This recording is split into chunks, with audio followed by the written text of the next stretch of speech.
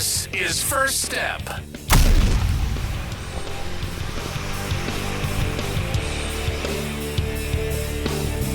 Hey everyone, how's it going? Welcome to the First Step Podcast. My name is Kevin. Thank you guys so much for joining us. Today I got Stupid Stu with me. How you doing, Stupid Stu? Happy to be back. Another week of college football. Week 11. Can't wait. College football playoff rankings are out, and we're looking at the playoffs now. It's so exciting, man. We're finally getting into the nitty-gritty, finally getting deep into our seasons. We've been talking about all these teams this entire year, and now it's the College Football Playoffs Committee's turn to make things happen. First, I want to go through Week 10. Let's talk about it real quick. We're just going to dive straight in. College football, Week 10 recaps. I have a winners and losers section for us. So winners. Right now, I got Ole Miss. Dominated Arkansas 63-21. This is a team I thought Arkansas was going to put it up to them, but Jackson Dart threw 500 yards and 6 touchdowns. I think the Rebels are looking pretty damn good in the playoff race. They have Georgia coming up, and man, oh man, is that going to be a hell of a game to watch. SMU killed Pitt, keeping their perfect ACC record on the line. I think they're playing a great game. Iowa did great as well. Took down Wisconsin 42-10. The Vanderbilt QB, Diego Pavia. Holy moly, what are we doing with this guy? He's going to the transfer portal. Am I crazy? Like, he's going to be playing on another team next year. Well, right now, he's got a really bad injury in there. They got a pretty tricky one this week against, who's Vanderbilt playing?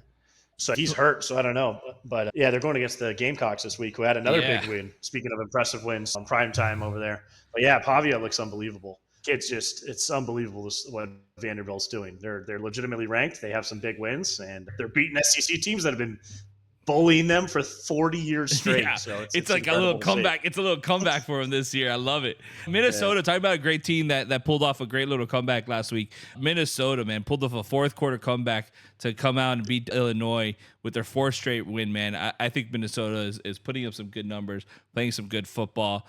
Those were my winners this week. Obviously, we just talked about South Carolina. Gamecocks putting it in and taking a great game against Texas A&M, bringing them down a little bit. They shocked them 44-20. Sellers played great, man. 500 yards on offense. Gamecocks are looking good, man.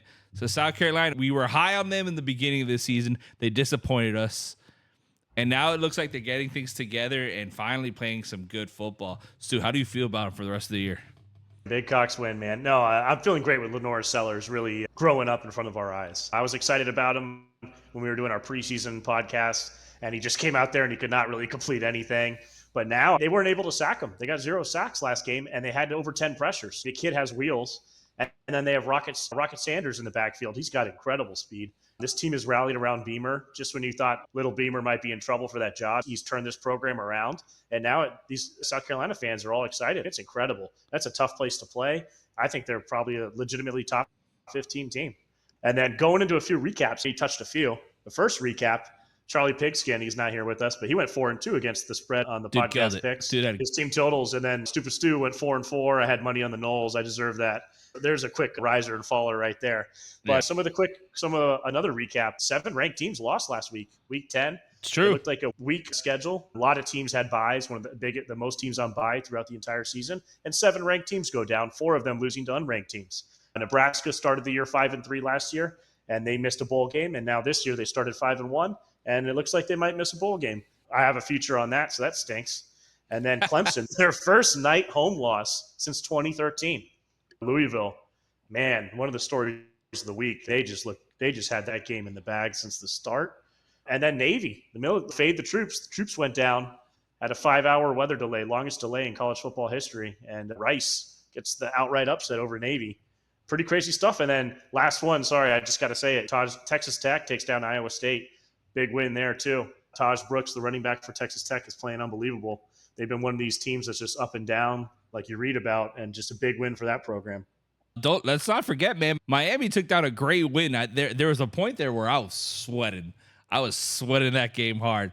And in my head, I was like, dude, there's no way this is going to be the game. I know we always talk about how, like, Miami always has a signature loss. It's always against a team that they shouldn't lose to. And I was like, oh, here it is, man. It's freaking going to be freaking Duke. Carlos and Hamio's dreams happening. We've got freaking Manny Diaz beating Miami. But man, Miami played great that second half and they took it to them. Ended up covering, which is a wild. They were down by, I think at one point, like 10 or 11 points. And they came back and took the game 53-31. Just proves that Cam Ward's a freaking freak of nature. That offense is a freak of nature. Everyone on that offense is firing at all cylinders.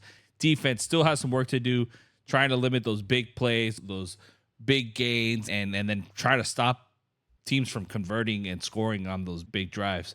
But, man, we look good, man. Miami looks like they could score about pretty much at anybody right now. That offense looks really fun. Most exciting offense, I think, in college football right now. And I think that defense, a few key pieces, maybe some schemes that we need to work on. And I think the offense still has some stuff in the bag there that we haven't seen yet. How did you feel about that game? I could talk about Miami all day. Another 400-yard game for Cam Ward, 5 touchdowns. He slides into the 5th all-time NCAA passing yards leader in the entire NCAA's history. This is all divisions because his first year was in a lower division. But this kid is unbelievable. I thought he played an unbelievable game when I was watching that game. I put up 400 yards on a Manny Diaz defense. Diaz was there to watch the Cam Ward show just like the rest of us. There's a lot left in the bag with this offense. The offensive line the last 3 weeks has been opening up holes that I think I could run through. These things are huge. You got both these backs. Damian Martinez running with a serious attitude this year. It's unbelievable. The tight end room is involved. Lofton's getting involved. Riley Williams is getting involved. You've seen Orton and that Cam Ward connection really emerge on the outside. Yep. That's just on the offensive side of the ball. And the defense, yeah, there's issues. And it stinks because O.J. Frederick had the game. He finally emerged on the scene, and Miami needs help at that cornerback position. And he just emerged. And right when he emerged, Jadaeus Richards playing a good game, and then he goes down for the rest of the year. So Miami just can't get out of this secondary whirlwind they're stuck in. But I can tell you what, from what I saw, Frederick's playing great on the perimeter. He's unbelievably talented for a freshman. And then Zaquan Patterson is tackling really well in that back end. And I think this is going to open up Guidry's defense a lot. I think they haven't really made the schematic adjustment yet. They've been playing the situation. Some people are not as favorable as that, but you're rolling with the punches because you have Cam Ward and you can do that. But I really think Miami's defense is actually stepping it up a level, and I think the secondary will start playing better, especially with Damari Brown's rumors he's coming back soon. Yeah, I saw that. What the only thing I could say about Miami's secondary defense is yes, is Miami flawed? Absolutely. But right now I feel like every team has a flaw to them. There's no clear-cut dominating team right now in college football. This isn't like what it used to be. I really do feel like anybody could win the championship this season. I think this is, if there's a year to do it, this is the year to do it. Miami unexpectedly is doing incredible. I thought they were going to be great. Did I think they were going to be top 5 team in college football? No, I thought they were going to be top 15, top 20. But I'm super excited. I love the fact that we're up there. Speaking of which, one of the biggest things in history happened on Tuesday night. This is like a big deal. I want to go through it. I know that we don't get very political here on the podcast, but man, oh man, Sunday night, the first ever college football playoff ranking with the 12 teams came in. The polls are closed. The votes are in, and they ranked the top 25 teams that are up for the college football playoff. And sitting on number 1, we still got Oregon up there. Deservedly so. They've been playing great. I think they beat Ohio State earlier in the year. They've been doing pretty well against other teams. I do think that Ohio State and Oregon are probably going to see each other by the end of the season before we really get into the playoffs. And I think Ohio State's going to take it. I think Ohio State's going to take it over them. How do you feel about Oregon versus Ohio State on who deserves that first round bye? Yeah, I think when you put the numbers and what the committee looks at, I think Oregon it's going to go down to the conference champion of that game where they match up again. But I think when you look at the numbers, I think the committee has it right. And you have to respect the on-field results, even if it was at home in Oregon and Eugene. They won the head-to-head. They deserve the number 1 seed right now. And then the committee, when they're sitting in those rooms, they flash 4 stats. They flash the team's conference records, the win records, the top 25 record, and the top 10 record. If you look at Ohio State and Oregon straight up, conference record, Oregon's 6-0, Ohio State's 4-1. Win record against winning teams, Oregon's 4-0, Ohio State's 5-1. And then the top 25 and top 10 matchups, so Oregon's 2-0, and then top 10, they're 1-0. They're filling out all the stats. They're clearly, if you put them up against everyone else, they're better. And they're playing the best football right now. They deserve it. They've earned it. And they'll have their chance. Ohio State will have their chance for a rematch. So if the committee is taking those four things into consideration, why the hell is BYU sitting behind Indiana? BYU's got two great wins against Kansas and against, what was the other team? SMU. If looking at the committee's initial rankings, first CFP rankings we've seen in prior years, I think these were actually more adequate and they did a decent job. That's just my perspective. We can definitely break some down. If you want to get on, if you want me to go on a rant, it's very easy for me to go on a rant. The committee totally disrespected the ACC and the Big 12. Absolutely. SMU annihilated a team that the committee just ranked number 18 in Pittsburgh, and they have one of the best losses in the country by less than 3 points to BYU, who's a top 10 team. And they also won against number 22 Louisville. And then they put them on the outside looking in, and they're playing Cal, Virginia, and BC left to win out. So they basically have no way of getting back in there unless somebody loses, happens. right? Yeah, loses. People lose all the way around, yeah. I'm most upset about Jim Phillips, the ACC commissioner. That guy to me is a joke right now. He's goes silent. Right now, he needs to be voicing his disdain. Yeah. This is embarrassing. You're getting walked all over early, and you got nothing to say. Last year, SEC commissioner Greg Sankey was calling for Bama and Georgia to make the playoffs, or he was going to have blood all over TV last year when that whole FSU snubbing went down. But my point is, Jim Phillips is just not doing a good job.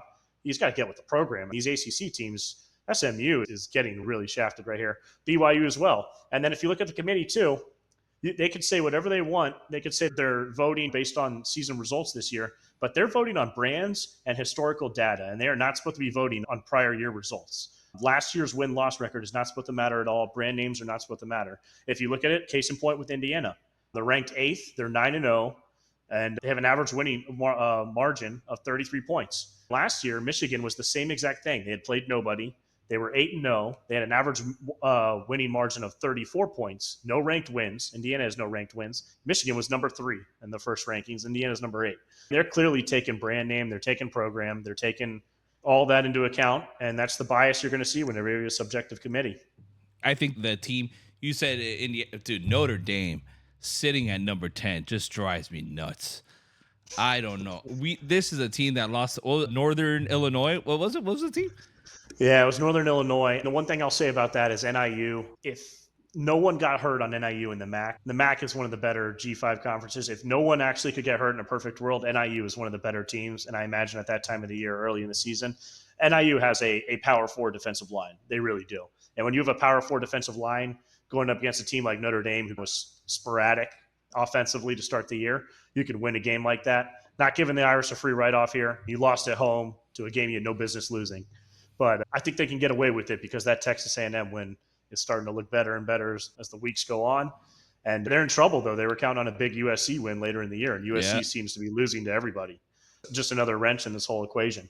And then it's just unbelievable to see. The committee, to me, is just – they're a little all over the place, but I do think I don't really like what they did with Army also, number 25. I don't really think Army's that good. Great story, but I'd rather see South Carolina or Tulane there. Army is the easiest schedule in the country. No big wins, but we support the troops. Don't start hating on the Army. Poor guys, they're doing their best. Also, I don't think they deserve to be there. Missouri, I don't know why they're in the top 25. Clemson, I don't think they deserve to be in the top 25. I think teams we talked about, South Carolina, why are they on this? You're telling me that these 25 teams are all better than South Carolina?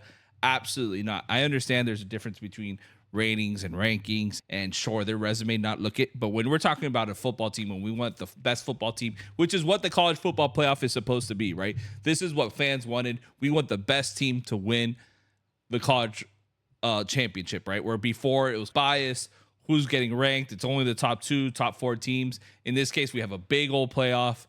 I think South Carolina has every right to be in the conversation when we're talking about these teams. Colorado, South Carolina, these are teams that could get into the playoff and really make noise, be Cinderella stories, things that we love to see in March Madness, in college basketball. These are teams that could do that here in football. Granted, Indiana, I think, is one of those teams that could really disrupt stuff. They're not perfect, but they're fun to watch. No one kind of knows what they're going to show up that day doing.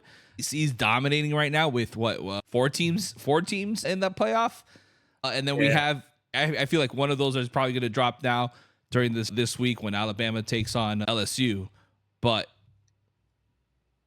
I don't know. I don't like having all SEC teams. We have ACC has what? Miami, basically the only team that's locked in there. BYU is the only team that's locked in there.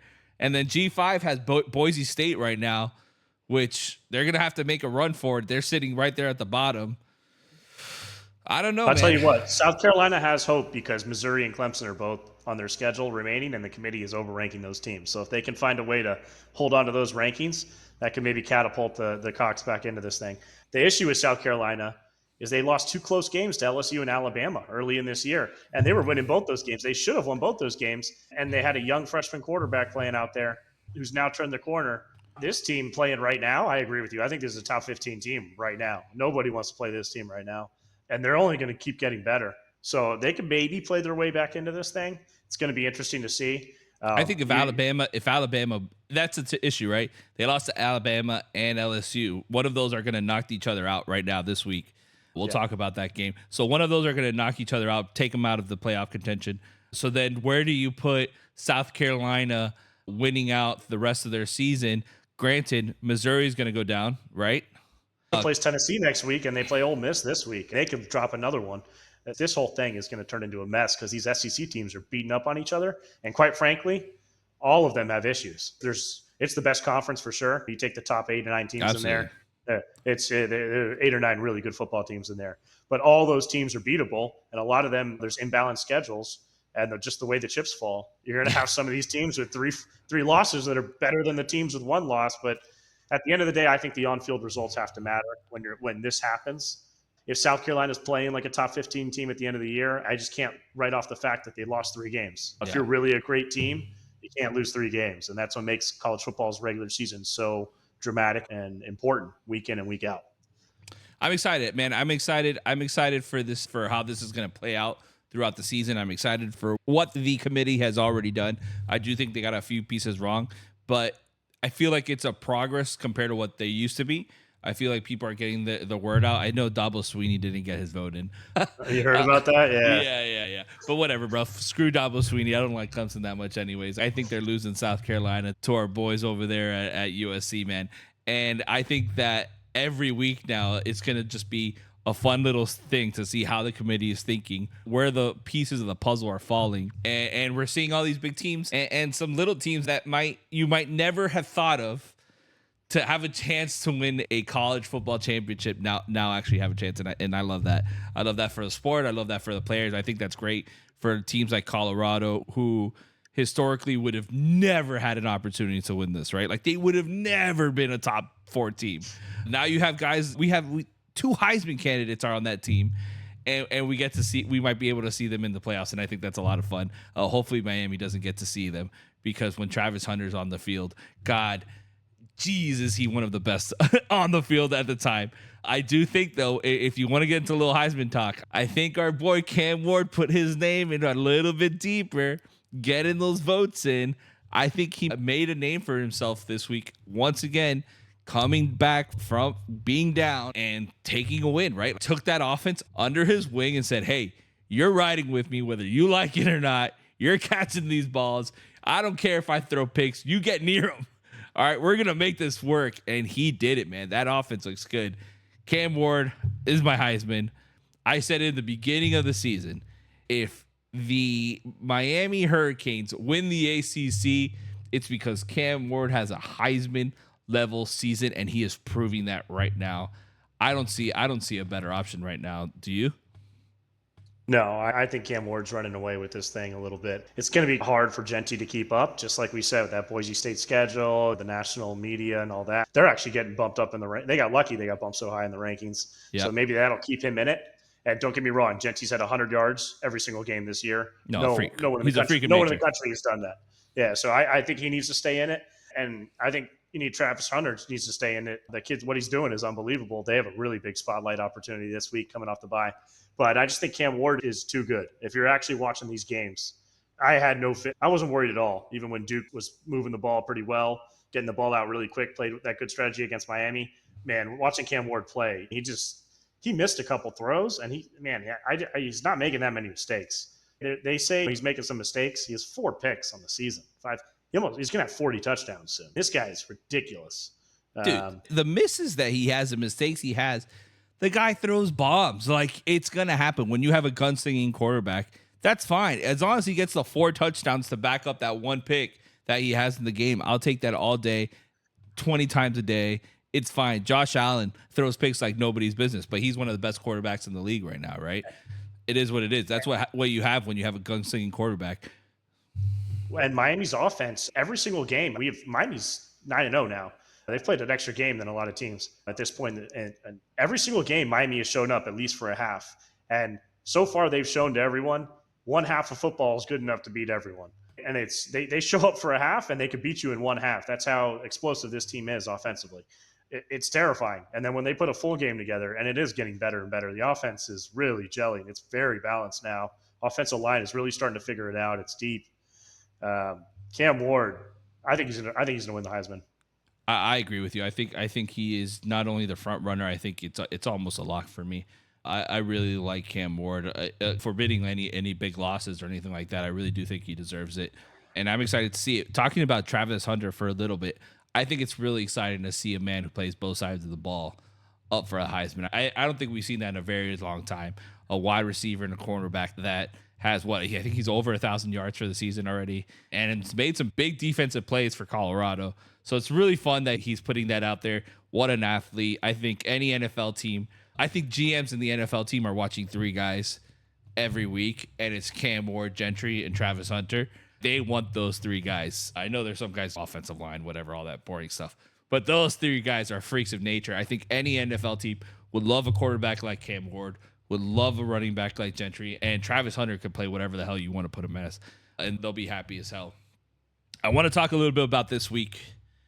I think we have a lot of great matchups. I have some bets for you. Let's go through them real quick. First big game I've got is Alabama at LSU in Death Valley, 7:30 o'clock at night. We talked a little about this through text. I was leaning LSU for a little bit. I thought they might be able to take that win, but now I'm on the other side over here. This is a 2-loss team, Alabama, a 2-loss LSU. I think Alabama's going to pull this one off, man. I think this is a big statement win for Alabama. I think they're going to knock LSU out of here, out of the playoff contention, and and I think they're going to cover the spread at -2. I think this is a great SEC showdown. I think it's crucial for both teams. I think Alabama is the better team. I like Alabama here at -2. How do you feel about it? Man, I've been going back and forth on this game the entire time, just like you. I think it's a fairly stated spread. I lean, if I need to make a play on the spread, I actually lean with the Tigers. But I don't hate Alabama -2.5. I think it's a good number if you get it. I could see both ways. Both teams coming off the bye here. Basically a playoff elimination game.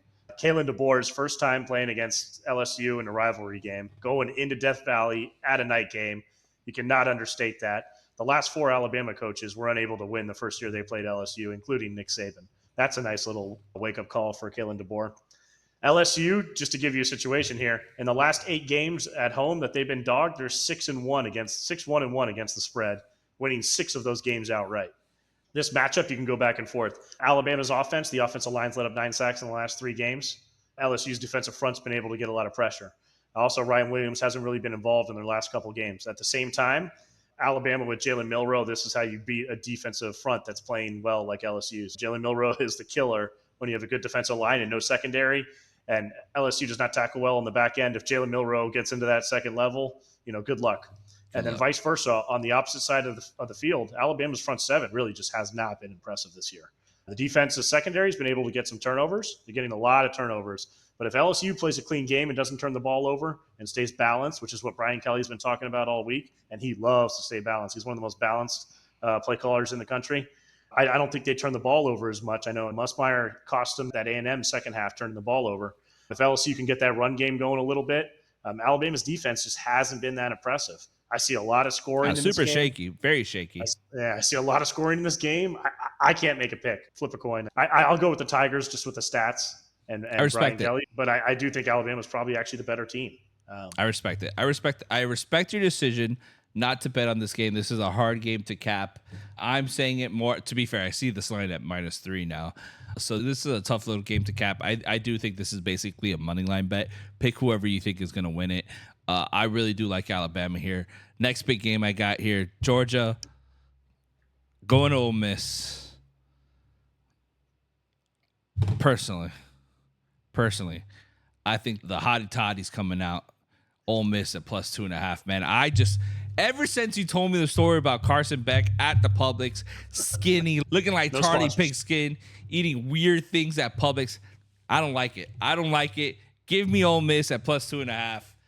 Or I think right now it's at oh no, it's still at plus 2.5. Perfect. So it's still at plus 2.5. I think Georgia's cracks are gonna start showing a little bit more here. Give me Ole Miss at plus 2.5. How do you feel about it? Tell me you're with me, or I'm leaving. This is exactly like the last game, but I do have a slight lean on Ole Miss. So I am with you here. But I still haven't made this a play. This is just like last game, but you can go every single way on this game. Ole Miss, you look at them offensively, top 10 in the country in points per game at 38 points per game, top 5 in the country in point differential against their opponent, a 23 point differential on their opponent every single week. One of the top scoring offenses, but in the SEC, we saw they're scoring 23 points a game up until last week when everyone was talking how the offense hasn't been going, and then they dropped 63 points against Arkansas, an all-time high record for that program in the SEC. It seems like it's starting to click for Ole Miss again. It seems like Lane Kiffin has these guys going. Kirby Smart has been known to kind of stuff his local rivals into lockers in some of these games, so I get the people who want to side with Georgia here, but I think Kiffin really wants to win this game. I think he has it going. Jackson Dart's playing well. Trey Jackson Harris Dart's is coming killing back. it, dude. Leading the country in passing yards. Yeah, that RPO game's going well. They're talking about Henry Parrish being out, but they never really had much of a run game anyways. I think Kiffin will be able to generate enough to slow down the pass rush a little. The real issue is just going to be Ole Miss's offensive front can hold up against that Georgia defensive line. They're playing unbelievable up front, and Ole Miss has been having some real issues on the offensive line against Kentucky and LSU. They let up over 4 sacks each. And then UGA, we saw that Texas performance where they had 7 sacks. They were all over Quinn Ewers. If Ole Miss can scheme that out, and I'll trust Lane Kiffin in this situation, I'll take him with the points in a winnable game. To me, this should be a pick 'em. This should be a pick 'em. So you're getting 2-3 points of value here. I do the Rebels. Haven't made it a play yet, but Georgia coming. just that offense. There's something about it, dude. There's something about it. I don't like it. I think if the Rebels can avoid some turnovers here, I really do feel like they could take it to them. So do I. And the last thing there is that if you could put pressure on Carson Beck, he turns the ball over. 11 picks in the last 4 games, 8 in the last 3 games. And Ole Miss has some guys up front. They can create some pressure. I know Georgia's O-line just got Tate Relatch back, and they've been pretty good in the pass blocking. They're not very good in the run blocking. But if Ole Miss could even get them one-dimensional, find a way to dial up some pressures, any kind of pressure or blitzes, I just think Carson Beck can cost them this game. Yeah, it's the skinny arms. Indiana versus Michigan. Historically, not a super exciting game, right? But Indiana's super undefeated, looking strong. Michigan has struggled like crazy. I think Indiana's going to try to make a statement here, keep their name in the Big Ten championship hopes alive. I think that they're going to get Indiana here at minus 14. I want that spread. I think their offense has been great. Michigan is not going to be able to keep up. They've been playing gosh darn awful. That's a bad offense. Give me Indiana here at minus 14. How do you feel about it? I like it. I haven't made it a play. It's a heavy lean for me. I actually took the under in this game at 49.5, and I'm worried Indiana might just blow them out. I think Indiana's defense is playing very well. Part of that is opponent-driven, the weaker schedule. Yeah, weak schedule. So I don't think this defense is necessarily like elite, but this is a good defense. They're playing well. They tackle well. They're getting turnovers in the secondary. Man, they shut down Washington, and Washington with Jed Fish was attacking them pretty well, and they just were in the right position the whole game. Offensively, I love this team. I love Curtis Rourke, quarterback. I love Justice Ellison. I love Kirk Cignetti's offense. He runs a lot of these jet sweeps, a lot of these reversals. He gets the defense moving. That is exactly the style you want to play when you're going up against a defensive line like Michigan's. I personally think Indiana might blow this team out, and everyone's going to notice it. Man, I should have been all over this. Looking back at this, Michigan's just not a good team this year. The only hope for Michigan is they went back to Davis Warren, and he actually played well last game. But I think Davis Warren stinks. I think, and now you put a game of film on too, and Kirk Cignetti's breaking down that. I don't know, man. I like Indiana big here. Listen, 6 inside all day. Give me Indiana at minus 14. 6 inside. Iowa State going over at Kansas. Iowa State's been a nice little surprise this season. One of the best defenses in the Big 12. I think Kansas has a pretty rough go here. I think they bring it against Iowa State normally winning the last two matchups, but I really do think Iowa State's defense is just going to hold them up here. I like Iowa State at -3. I think that line's still going strong. I think they've held the opponents down to 15.5 points per game. I think they're in a good spot to cover. Give me Iowa State at -3. How do you feel about it? This is a good play. This should be a little bit more points. All I know about Kansas is they find ways to lose close games. Kansas State last week, Arizona State, West Virginia, and the list goes on and on. This team is 2-6 now, right now, I think. They're losing everything. And then 2 weeks ago, though, they annihilate Houston. So that was pretty impressive on their end, but it's just hard to say. I would lean with Iowa State, though. You're coming off a loss. This has been a good team. They got to have a bad taste in their mouth after last week. Rocco Beck's been playing well. Jalen Noel, the receiver, is awesome. Jaden Higgins, both those guys have over 700 yards, I believe. They're both chasing 1,000 yards. Iowa State, with that kind of number and production at offense and quarterback, that just tells me don't get in this team's way. I know they're probably in a little bit of trouble here in the Big 12 with that loss, making the playoffs, but a team like this knows that, and they're probably going to want to make a statement here, like you're saying. Jaden Higgins has 7 touchdowns in the season this year. I like Iowa State here. I think they make a little bounce back. Awesome. I like to hear it. I'm taking that pick right now. Perfect. Lock it in. Next game I got here, and this is just a throwaway game. I think Ohio State is one of the best offenses in college football right now. Purdue at Ohio State. I think Ohio State has been absolutely cruising right now. Purdue has been a freaking mess. 7 straight losses. I think at -38, I think OSU still has a chance here. I'm going to take that bet. It's not going to be a lot of money, and maybe like a quarter unit or half a unit, but I really do think that they're going to dominate early on and cruise all the way to a big old win here. I know it's a high spread, but do you like it? Are you going to fade it? Where do you think that is? I think it's a little too many points, especially because Purdue's been able to get a little bit of offensive points the last few weeks we've seen. Against Illinois, they had that big game putting up 48 or 49 points. I do think Ohio State is the second best team in the country. It's coming from a Hurricanes fan with a better record than them. They can play. What they did to Penn State last week was so impressive to me. They manned up everyone on the outside, and they knew they just locked those receivers down. They weren't allowed to breathe. The pick the Noah kid made in the end zone, one of the best plays I've seen all year defensively. This team's getting better every week. I don't think they're the best team offensively. I won't go that far with you, but I do think this is one of the best all-around team when you look at just a roster build and a coaching build. I do think Purdue stinks this year, so they can blow them out. It's just a matter of how much Ohio State wants to win by. This is almost a fade. This is almost a fade by Purdue, right? Like Purdue is really bad this year defensively. Really do think Ohio State, sure, maybe not the best offense in the league, but definitely the second right after Miami. Also, keep in mind that Ohio State's only loss came to Oregon by the injuries is just what concerns me and how much Ohio State wants to win by. With Josh Simmons going out, the tight end going out, that's true. Backup tackle going out. That's a good idea. They've been bumping around, and it's worked out. But I just don't know that attitude of that coach if he wants to Friday days trying to put 50 on Purdue or just win 42-0. Listen, that'll still cover. That'll still cover. Listen, Miami versus Georgia Tech. I don't have a bet on this one yet. I'm so tempted to go for the 13 points here. But also, I feel like Georgia Tech's the same situation I had with Duke last week. We're like, is this that team that comes in and puts Miami to make a run for it in the second half, and they're going to have to win by 1 or 3 points here? I think it's just a little inconsistent for Miami in the sense of covering the spread, and that those big plays that the defense gives up just drive me freaking nuts. I'm hoping that they get it together. How do you feel about this Miami game? I don't really have a bet on it.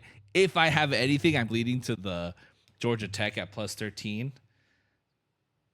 But, man, I think it's down to 11 now. A little bit of money. See? I think that's probably the Haynes King factor. I'm not sure if they've announced he's playing. I fully expect him to play. I'm staying away from the spread because Georgia Tech coming off the bye. And I know Charlie over here hates the Yellow Jackets, but I actually think they're a pretty good team, and I actually think matchups make fights. And I think Georgia Tech plays the style if you want to hang around with a Miami. Coach Key he can take the air out of the ball. He can really move at a slow tempo. He can convert third downs. He can make it a 12-possession game instead of 14 or 15. And that's how you want to play Cam Ward, unless you want to lose by 50. And I think Jamal Haynes is a problem. He's that little short, bursty back, but man, he loves to get in the perimeter. And Miami struggles to tackle on the perimeter, and man, he's hard to get hands on. He's taken apart a couple of ACC teams this year. He's a really talented back. So I just think the style, I don't want to be covering with Miami, because how long can this offense just keep bailing this team out every single possession? At the same time, I took the under on this game. I've been doing really well betting Miami games. I can't explain the bets I've been making. They've just been working. I was all over that over last week. I just knew it was too small. But this week, I don't really get the under, because Haynes King and Jamal Haynes should be able to score. And Miami, Georgia Tech's defense is not going to stop Miami a whole lot. So for just some reason, I just feel 64 is a little 64 is high. a lot, dude. It's a lot. It's a lot of high. scores. Yeah. And Miami's been running the ball really well. And I think Mario's going to try and do some of these longer. Miami start to do some 6-minute drives. And that's how they started the game versus Louisville. If they can go out there and set the tone like that early, and then the defense actually starts to play a little better. We've been a little too lackadaisical on the defensive scheme. I think they need to be a little more aggressive. It's weird for me to say that about Guidry, because he's been super aggressive, and that's what he's known for, and he started the year this way. They've actually slowed down some of these big plays. They've just been letting people dink and dunk them all the way down to the field, and then hoping for a red zone turnover that never comes. But Miami did get a couple turnovers last week, and they turned them immediately into points. Maybe they could jump on Georgia Tech early and cover this spread easy. Like it. Maryland at Oregon. This is a big old spread at 25.5, but Oregon's firing on all freaking cylinders here. I think Maryland doesn't have a chance to keep up with the Ducks here. Give me Oregon at minus 25.5. I think this is easy money. I think this one's super easy. Man, you're trying to take a lock versus Mike Locksley and the Terps. You're taking Terps, a lock bro. against Mike Locksley? And the Terps. Yeah, I don't think I could tell you on this one. I'm not going to go against you, because I think it's Oregon or nothing here. No way I'm betting against the number one team in the country with the way they're playing like that. The only reason I think it's a stay away from me is I do think it's a little too many points, because Mike Locksley took over play calling. Their offense is starting to play a little better the last couple of weeks. And if you could just score a little, that's a lot to cover. I really do like Oregon could score a lot as well. I really like Oregon's offense against Maryland's defense. I really like that side of the ball. The other side is what concerns me a little. And then Tez Johnson being out too with Oregon, that is a big deal. They run a ton of RPOs, and he is their slant guy coming across the middle. He is their go-to Restrepo-like receiver, and he really got hurt last week, and he's a little guy, banged his shoulder up. He's not going to be playing for sure. I could respect the hesitation on the game. I'll give you that. I respect the hesitation on the bet. Washington at Penn State. I think Penn State's going to come back. They took the loss last week against Ohio State. I think they're going to try to make a statement win here. I think Washington has trouble on both sides of the ball. I like Penn State here at minus 4.5. I think this one's going to look good for the Lions. How about you? I hate betting against Jed Fish. Really what he can do schematically as an offensive mind. But I'm all over the Nittany Lions here. Annual whiteout game for the Nittany Lions. I favor them at home with their defense. 100,000 people going crazy. So much white, you don't even know what you're looking at.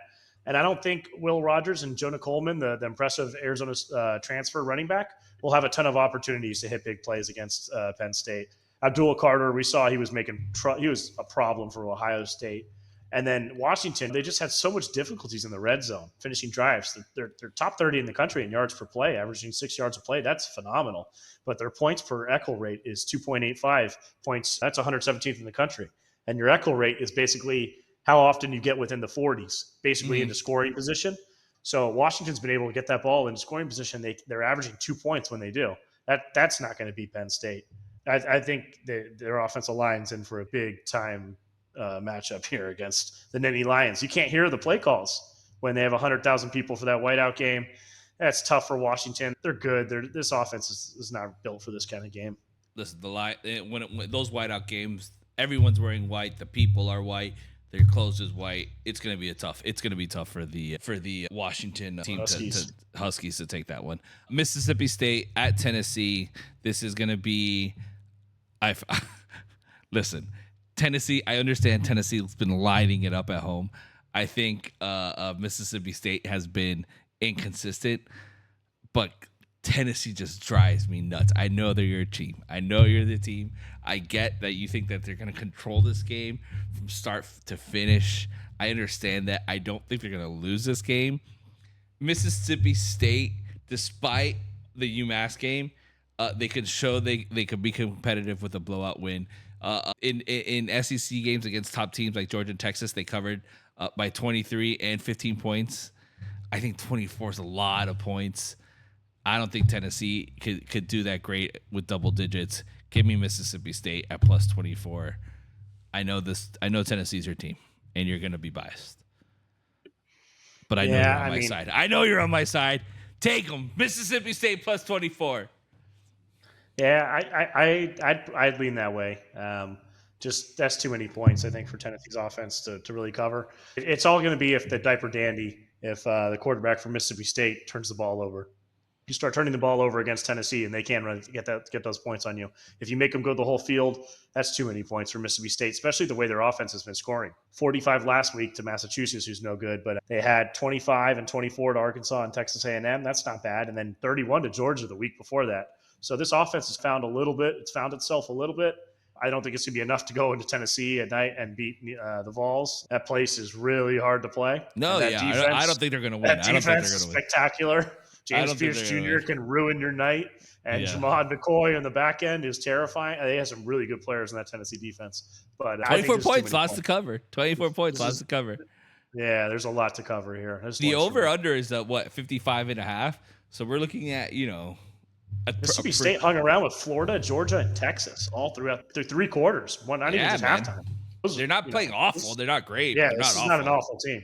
This is not an awful team. And keep in mind, Tennessee's doesn't give a crap about this game. They're worried about Georgia next week. They got Georgia on the look ahead, 100%.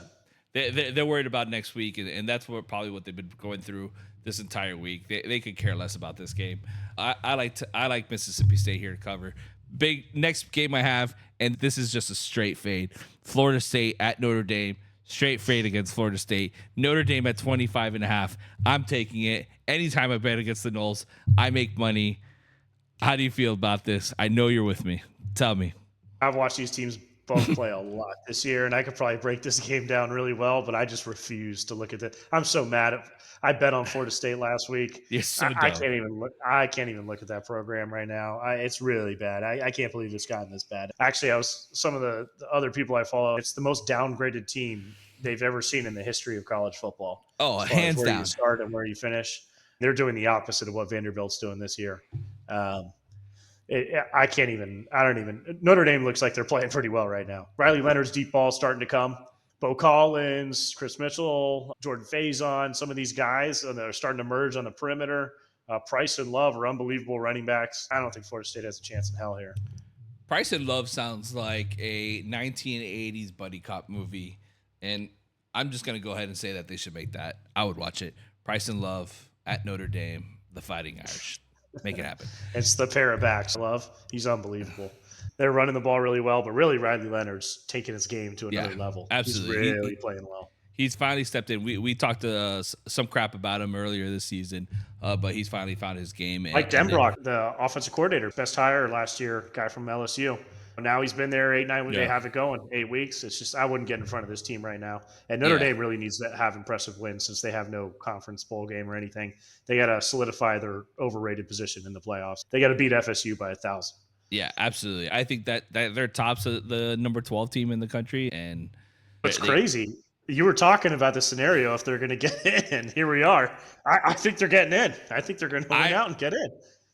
Listen, we talked about it. If Notre Dame goes undefeated after that one loss, do they make it? At the point in Marcus Freeman's coaching career, he had never won more than 4 games in a row, and he would have had to win 8 in a row since then, or 7. Yeah. And now it's crazy. It's crazy. BYU number 9 at Utah. I think Utah is just destroyed right now with injuries. They lost Mooney Parks. I think BYU is going to stay undefeated. BYU minus 4.5. I don't think Utah's offense is just not going to be able to keep up with that BYU squad. How do you feel about this game? Utah's offense is absolutely horrible. It's just really bad. 93rd in EPA, expected points attempt again on the rush, 105th in expected points on the drop back. Those are both horrible numbers. Horrible generating the echo rate, 37%, getting the ball inside the 40s. When they do, they only average barely over 2.5 points. That's 128th in the country. Everything they're doing here is polling near 135 in the country. They're one of the bottom 10, 15 offenses in the country. Yeah. Only reason I did not jump all over this at the start is this is at Utah, and that's like the weirdest place to play, and we see it all the time. But this is just probably not that team. At some point, you just are who your record is, and this team is just really bad. I'm thinking of tailing this one with you. BYU is getting disrespected right here. They have a lot to play for right now, and they're going against a bad team. It's a tough place to play traditionally, but throw these traditions out when you have a team like this. Utah has been On incredible. firing on cylinders. Yeah, absolutely. You know, I only have 2 more games. Both games I'm all over the place with. Vanderbilt versus South Carolina. We talked a little bit about Vandy. This is a team that punches above their belt. They've done incredible stuff this season. They're on the up and up.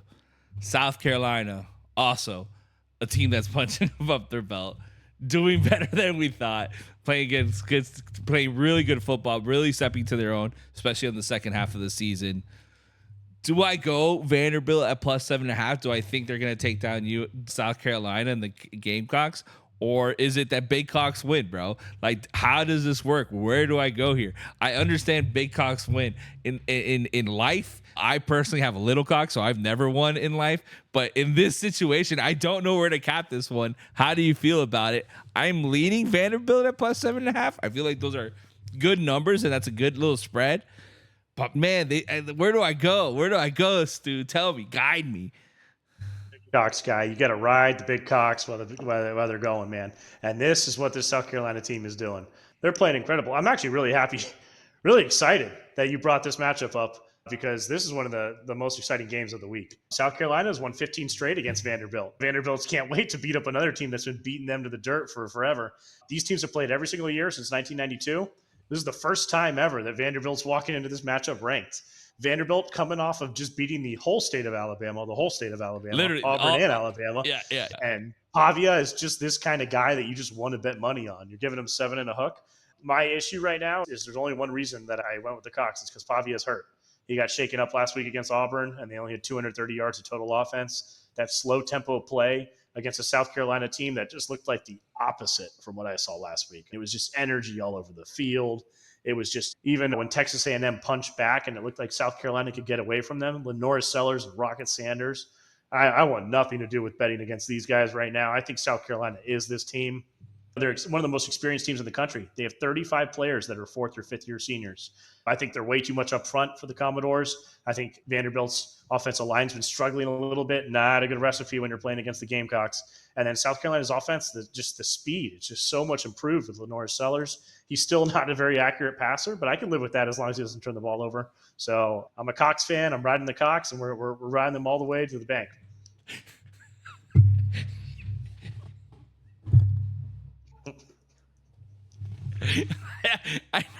I know. Did you hear what you said? No. Can you enlighten me?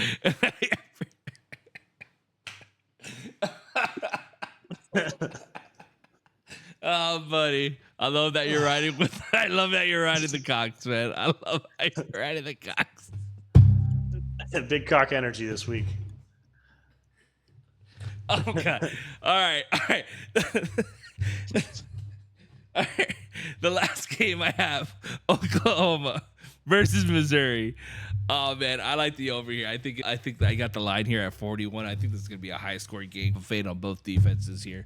We talk about how we call Missouri, what is it, Missouri. The Sooners not playing awful offense, but Missouri's not that great of a team. I see this game 24, 27, in that kind of range. I think the line here was at 41.5 last time I checked. I like the over here on totals. How do you feel about it? I don't know. This one's tough to watch. This one's really tough to watch. I'm not going to watch it. This is a pure value play. Yeah, I do the over. I think both these teams have found a little bit of rhythm offensively where they were a few weeks ago. It's not saying much, and that's a very low over-under. I do the over here at 41. I think you're just going to get it. You're going to sweat. This is one of those overs you sweat out. This is a sweaty one. Yeah, but I do the over here. All right, I like it. Those are all the games I have. Those are the games I'm probably going to be watching, probably going to be betting on. I'll obviously narrow those down and post something up on Saturday morning. I think all of these are Saturday. I don't think I missed any. I don't think we have any early ones here. How about you, man? Did I miss anything? Did I miss a big game? Did I miss any good bets that you're tailing right now or looking at? Let me see. I do. I just one or two. I have the Hokies. Clemson at Virginia Tech, 3:30 on Saturday in Blacksburg. I like the Hokies with the points here at 6.5. Virginia Tech lost last week in overtime to Syracuse, but Kyron Jones, the quarterback, and Basil Tootin, they were both late scratches. I expected them to play, and they did not play. They ended up jumping out early, and then they let Syracuse back in the game and then just lost it in overtime. I do Virginia Tech to come back. I think this is a big game for them. Clemson to come into town. Doesn't matter that Clemson lost last week. Virginia Tech's defense has been playing pretty well, letting up less than 21 points 3 of the last 4 games. Really like this matchup for the Hokies. Kyron Jones is one of these guys who can eliminate Clemson's defensive front ability with his legs, and Basil Tootin's a really tough back to tackle. Last one, I also like Duke +3 at North Carolina State. Jordan Waters, the NC State running back, returning to his old team to play against Duke. CJ Bailey's been the diaper dandy, the kid from Central right out of our backyard, has been a sensation for NC State. They're scoring the last 3 weeks. He's been playing great. But I don't like this matchup for NC State, even at home. You're going against Duke. It's like an in-state rivalry here. Manny Diaz, a freshman quarterback, going up against a Manny Diaz defense. Manny Diaz can cause some problems for that kid. Jordan Moore, the receiver, Shamir Haggins. We saw those guys down here in Miami last week. Man, they made some unbelievable catches last week. And then Peyton Jones, the running back, man, he's a pretty good player. Malik Murphy getting rid of the ball efficiently. I think Duke here catching points, winnable game. Love this bet. And I'll take last one. I'll take North Texas +6 against Army. I like them with the points here. Army covered their first 6 games of the season. They have not covered the past 2 games. Bryson Daly, the quarterback for Army, has been dealing with some injury issues. Offense did not look good last week against Air Force. North Texas coming off the bye at home as a dog, playing against a team that really relies on their quarterback, who's coming off an injury. I like North Texas here with the points. I can't disagree with you more about Manny Diaz. I'm going to fade that guy until he retires. I can't. That guy broke my heart one too many times. I'm fading the shit out of Manny Diaz. He ruined the General Patton parlay of the year, man. I was really excited about that one. Me, bro. That guy fucking killed me, dude. I can't trust him. I don't want to see him. Get him out of here. I do love your North Texas bet. I do love the Hokies. I think those are great. And that's it, man. That's all we had for week 11. I think this is a great week for college football. A lot of fun games. A lot of things are on the line for the college football playoffs. And guys, make sure you guys follow us.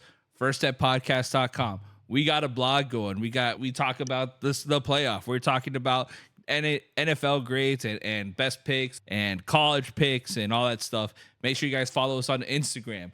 We put in all of Stupid Stu's picks, all of Charlie Pigskin's picks. Anytime Stupid Stu bets for FSU, just call him an idiot. Just go ahead and comment there.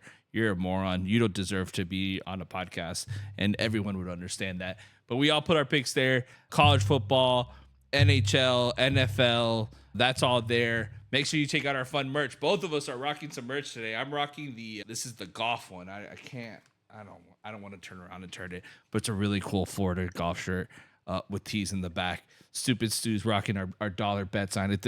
Apparently his favorite t-shirt, because that's the one that he rocks the most. Love this one, man.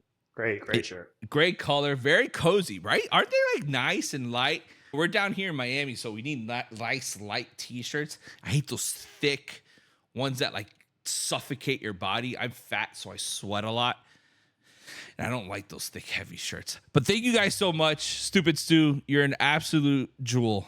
And I'm so happy that you found your calling and you're riding the Gamecocks all the way through, in and out this entire season. I respect that. You guys are incredible. Thank you guys so much for listening. Have a great day. Go Canes.